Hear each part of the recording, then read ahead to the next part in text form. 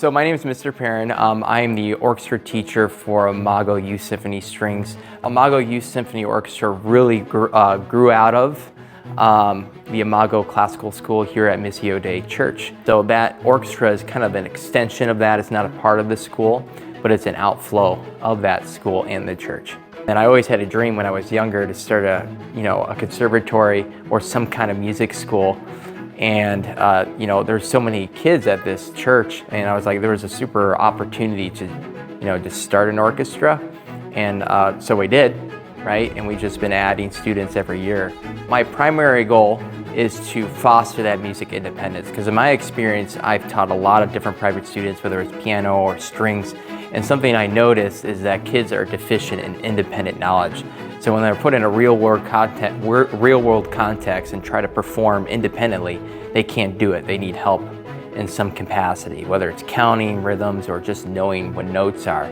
Being that I have my master's in teaching and coming from a secular environment and what I've learned there, to really learn a subject or independence in music, right? You need to be given the skills, but to really become independent, you have to practice, right? If you don't practice, you won't have independence.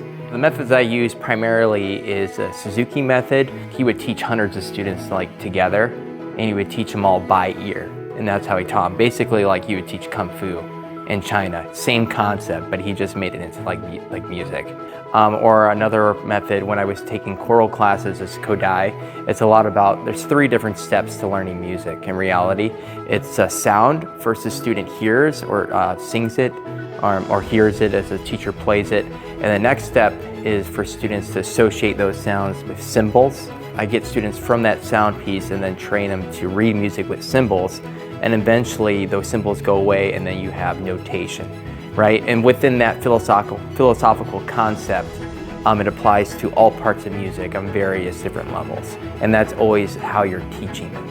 There's only so much you can do if you're not independent as a student, right? Your growth will be stunted and eventually you'll quit because you just can't do it. So my goal as a music educator is to really give students those tools so they can be independent in a real world situation.